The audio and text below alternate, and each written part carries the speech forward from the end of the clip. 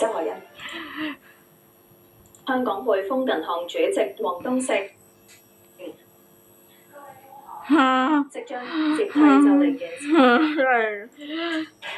大埔宏福苑、宏昌閣同宏道閣嘅居民繼續分批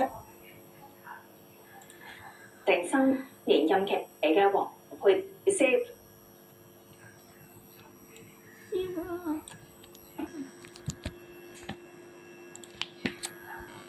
校委會主席結要求由美方對執行剷上行人路，每人受傷，涉事車長被暫停停職。